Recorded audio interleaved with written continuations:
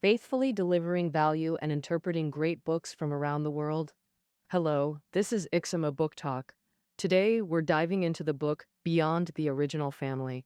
In recent years, thanks to the popularity of TV dramas like All Is Well and Home, more people are focusing on their birth and upbringing families, or their original families. And while sympathizing with characters' fates, folks suddenly realize they're deeply influenced by their original families too.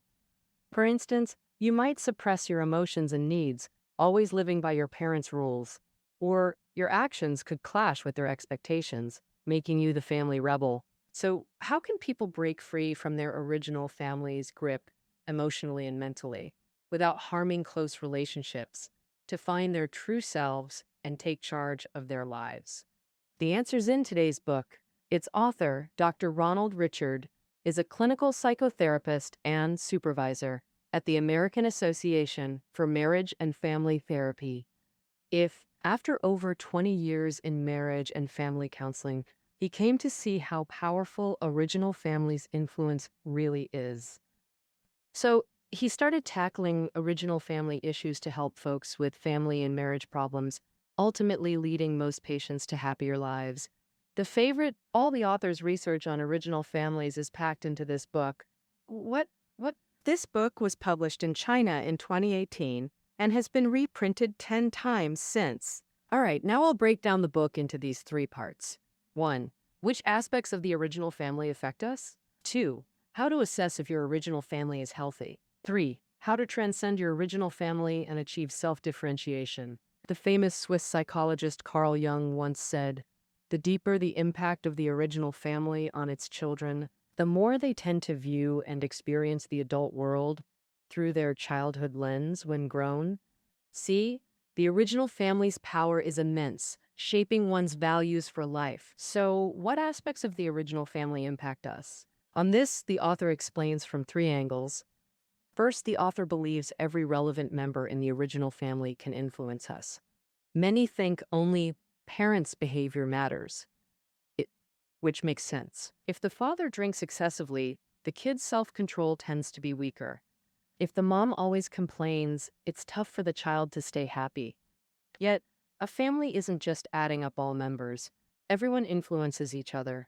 In other words, in your original family, you're not just influenced by your parents. Your uncle, who went abroad 30 years ago and never came back, has passed away.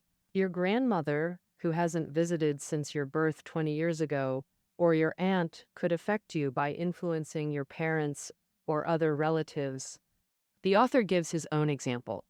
Although the author is a mental health pro, he has his own psychological struggles. He thought his mom never cared or loved him much. He spent nearly 10 years in therapy for this, until researching original families.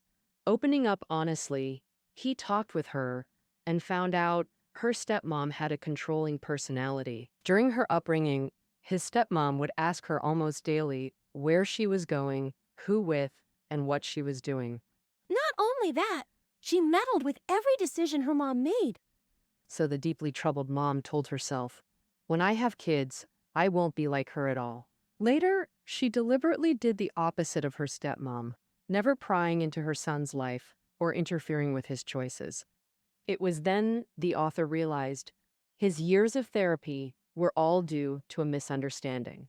Most importantly, his mom never stopped loving him. He never dreamed it was his almost estranged grandmother who caused this. His step-grandmother shaped his childhood experiences. Secondly, the author points out that original families also influence us through explicit and implicit rules. Explicit rules are easy to grasp. They're rules that can be plainly stated. Every family has its own rules, like kids must be home for dinner by 9 p.m. or wait for parents to start eating first. Every family member knows and follows these rules and might carry them into their own new families later. Of course, if you disagree after starting a new family, you can easily ditch or tweak these rules. However, implicit rules aren't so straightforward. Implicit rules aren't as clear as explicit ones, but seep into everyone's life, like breathing. Perhaps family members can understand, or tacitly accept these rules without ever openly acknowledging or discussing them. For example, some families try hard to avoid internal conflicts. Even if angry, they must hold it in, can go out to cool off, but must return home smiling and never mention past disputes. Other families insist on voicing any problem. Members are used to arguing their point, feeling that yielding means admitting defeat. Then there are families that dislike children crying. Once a child cries from sadness, it often triggers parents' impatience or scolding. Such implicit rules can subtly influence you for years in ways you might not even notice. For instance, when you start a new family and face conflicts, one might think their principle is flawed and speak up immediately, believing arguing is better than silence. But their spouse insists silence beats arguing, and issues shouldn't be revisited. You might wonder where these principles come from. The author clearly states in the book that they come from the implicit rules of your original family. Implicit rules are like fate's hand, controlling your life unseen, making it hard to escape. Finally, the author also mentions that your birth order in the original family affects your self-perception and how you interact with others. Freud first proposed a century ago that a child's birth order among siblings greatly influences their future life path. Contemporary psychologist Toman, after studying thousands of families, also found that people with the same birth order often share similar personality traits. Here, I'll briefly outline some typical scenarios. For only children, since they receive constant parental attention from childhood, they generally have strong self-esteem and confidence. Compared to being with a large family, they feel more comfortable alone. Upon entering marriage, they may lack experience in cohabiting with peers. When handling intimate relationships with partners, they're more prone to various issues.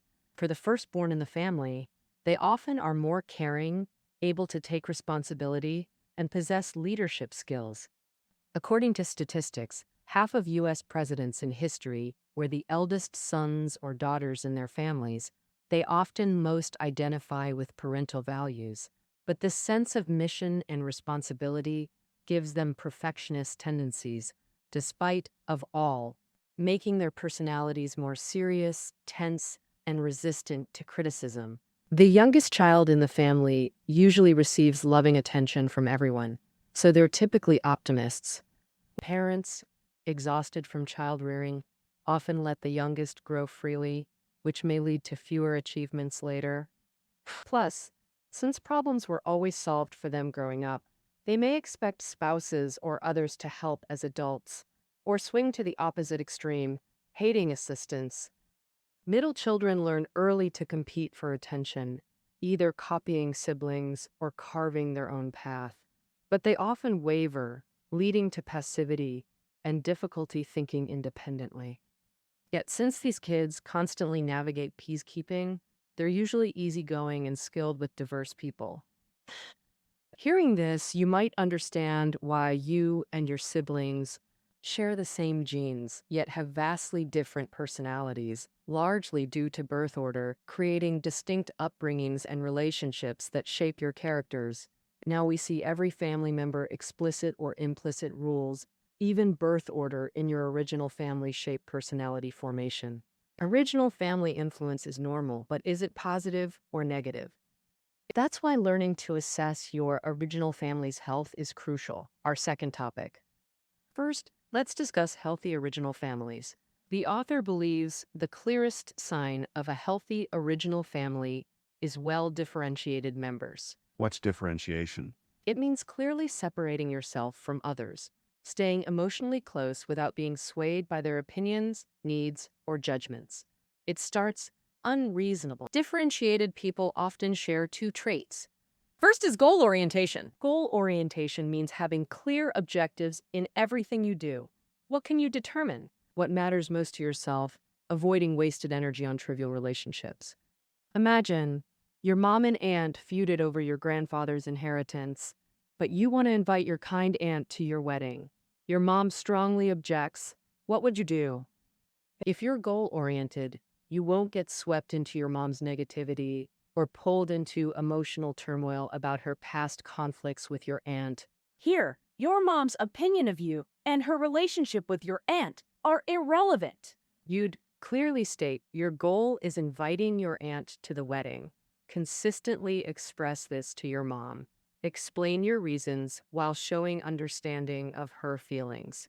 If your mom is well differentiated too, she'll honestly voice her displeasure while ultimately respecting your choice. She clearly knows this decision is yours to make. So, goal-oriented people don't ignore others' feelings or abandon their true selves. This actually builds respectful relationships. The second trait of successful differentiation is separating facts from feelings. That means when problems arise, you don't confuse feelings with facts and cloud judgment, but respond rationally based on reality. Take our earlier example. If you distinguish facts from feelings, when your mom calls you unfilial for inviting her estranged aunt, you clearly recognize your hurt or anger are feelings. One replied, But the fact is, she spoke angrily because she opposes the invitation. So you won't react emotionally. Instead, you'll acknowledge her feelings about your aunt and consider how to make her feel better. In original families where everyone is goal-oriented and separates facts from feelings, members rarely fight emotionally or get manipulated, all pursuing their true desires. So what makes an unhealthy original family? Well, The author believes unhealthy original families feature excessive fusion, where individuals blend into the whole, smoothing edges and erasing differences. you advance, I retreat. All harmonious. Sounds good, right? Why unhealthy? Because fundamentally, overly fused families habitually deny differences between members, causing four types of damage. Situations occur where original families operate healthily. This stems from denying differences. First scenario, compliant families usually have one authority figure while others play submissive roles to maintain peace. Consider this example. In one compliant family, the father impulsively suggests dining out. Though the mom already prepped dinner ingredients, she immediately acts enthusiastic to avoid disappointing him. The child also prefers staying home, but habitually obeys the father, so complies and joins them. In compliant fused families, submitters obey habitually, but not always willingly. Long-term suppressed self-awareness leads to insomnia, mild depression, alcoholism, or physical pain. This chronic self-sacrifice also breeds subtle guilt in the authority figure. Thus, the authority sometimes plays submissive too, hiding true feelings as compensation. This prevents open communication. Everyone hides their true selves to preserve artificial harmony. Children from such families enter society, guessing authority figures' wishes, afraid to be authentic. Sadly, fused families aren't always calm. What if no one willingly submits in a fused family? Answer: rebellion, power struggles, and estrangement emerge. First, rebels typically defy the family authority. Exhausted by blind compliance, their suppressed independence erupts, driving them to assert uniqueness. So even when authority figures give sound advice, they deliberately do the opposite. Typically, children become rebels. If parents alternate as authorities, suppressing individuality, teens become extremely rebellious. E.g., parents forbid teen dating, so kids insist on relationships. Parents demand studying, kids skip class to gain. If authorities keep cleaning up messes, these children may never learn To take responsibility for their actions. Next, let's see how power struggles unfold. Power struggles usually occur among family members of the same generation, involving one-on-one conflicts. Very common, like parents disagreeing on values. Mom thinks the bread maker used for years should be thrown away and replaced when broken, while dad believes it should be repaired and reused. Mom accuses dad of being stingy. Dad accuses mom of wastefulness. They'll argue over this too. The author believes power struggles happen because everyone wants authority. Lacking self-confidence and fragile self-esteem drives them to prove themselves right and force change. Children from such families will later deny differences with their spouses, too. They'll fight for power in their own families, creating new fused families. Notably, when power struggles escalate, they become a special relationship pattern. That pattern is the triangle relationship. In family triangles, any three members can be involved, with two closer insiders and one distant outsider. Alternatively, power struggles are one-on-one conflicts, while triangles involve third parties in more complex, covert power plays. How does it happen? Typically, when two people can't handle one-on-one tension, they transfer pressure to a third person, recruiting them as an ally against their opponent. Classic example: arguing spouses, where one drags the child in for support. This causes three consequences. First, it damages the third person's independence and differentiation, e.g., a child pulled into the triangle is forced to emotionally support one side, forgetting their true stance. Second, the two insiders focused on ganging up against the outsider ignore conflicts between themselves, e.g., children who often helped mom against dad may realize as adults that mom had issues too. Third, alliance habitual people pin problem-solving hopes on third parties, e.g., a man with marital problems might seek comfort from a lover if unsupported at home. Finally, let's look at how estrangement happens in fused families. Estrangement has two layers of meaning. The first layer refers to physical estrangement, like leaving your family and moving far away. The second layer refers to psychological estrangement. For example, a husband who outwardly complies with his wife, but emotionally drifts apart, or children who remain polite to parents, yet keep a distant heart. Many people estrange from their families because they feel powerless at home. But authority figures at home hold all the power, leaving no room to be oneself. Only by estranging can one regain control. Those who estrange could be elders or younger members in the family. Yet, even after estranging, such people find it harder to escape the original family's influence, as it's a deep emotional knot. You can pretend it's not there, but never truly avoid it. In short, in real life, completely healthy original families with well-differentiated members are rare. Most have excessive fusion. So, how can one overcome the negative impact of unhealthy original families and achieve self-differentiation? The author, through years of work experience, has developed a systematic method to help you conduct self-therapy in the realm of original families. Specifically, you can follow these 5 steps. Step 1. Draw a family tree. To understand your original family, you must first know who's in your extended family. As mentioned earlier, even family members you haven't contacted in years can still influence you by affecting your closest relatives, right? So, therefore, your family tree should cover at least 3 generations, meaning you need to map relations up to your grandparents. In the family tree diagram, include all members' names and ages, plus dates of birth, death, marriage, or divorce. Now, the family tree can give you a new sense of belonging and help you better understand your place in the family. Step 2. Contact family members to fill in gaps in the family tree and create a family chronicle. After drawing the family tree, make copies or an electronic version, email it to all reachable family members.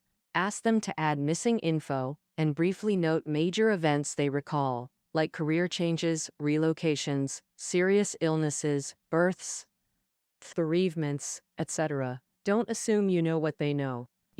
Actually, since everyone's age and perspectives differ, each person remembers different key events in the family. And don't ignore family members who are estranged by everyone.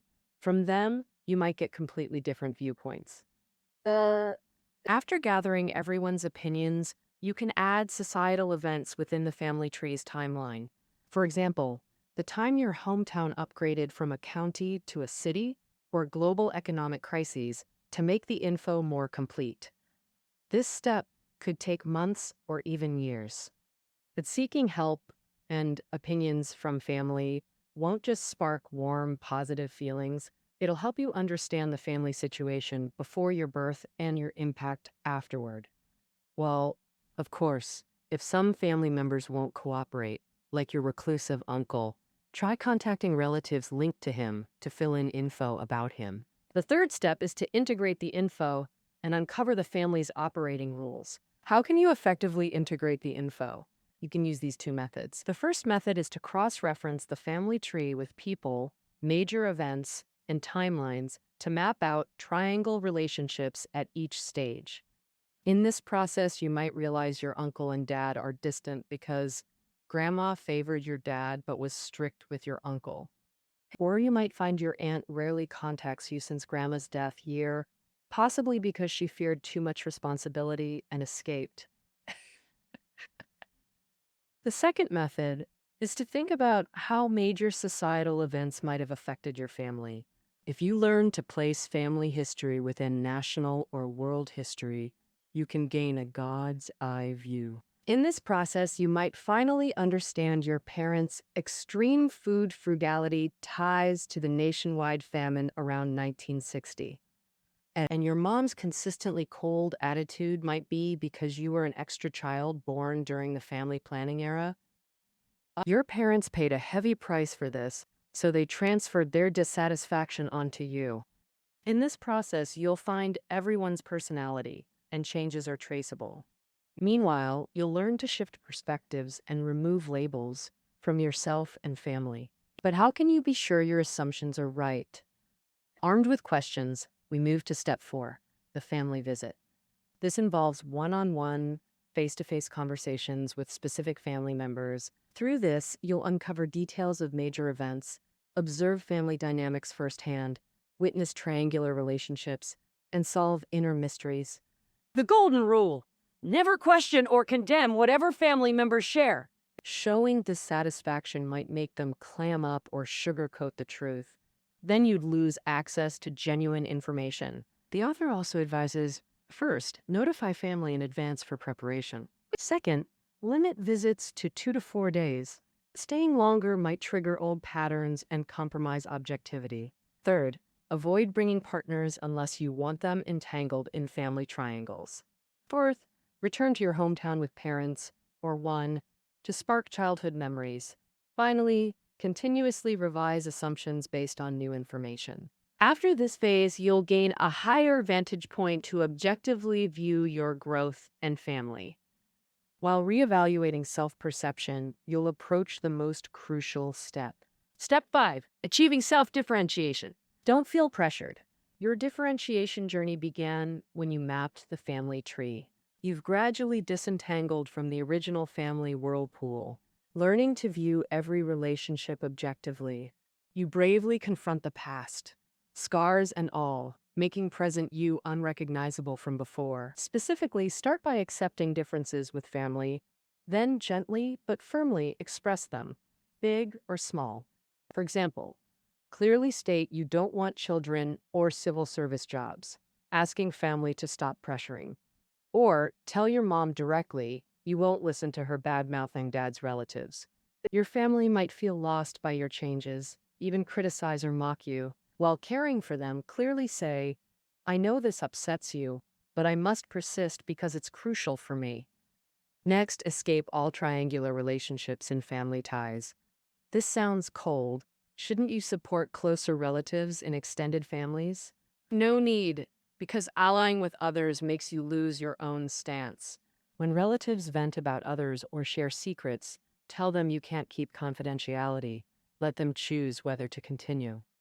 Finally, shoulder your own responsibilities. Though you see how your original family caused issues, remember, only you can take responsibility for yourself. If you resent parents while taking their money and letting them control you, how can you stand tall? If you blame offending bosses on parents spoiling, would you need them to explain? That's clearly unreasonable.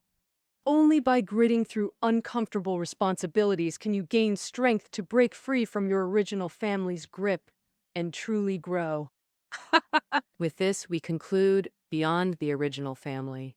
This book revealed your original family's profound impact, taught you to assess its health, and guided you through therapy to transcend it and find your true self. But we took years to become who we are. Change can't happen overnight after one book. This journey is long. Your only ally is yourself. Accept imperfect self and family without blame. Take self-responsibility. Then you'll near successful differentiation, living authentically for no one else. All right, beyond the original family. That concludes our interpretation of this book. Reading notes are below the audio. See you next time.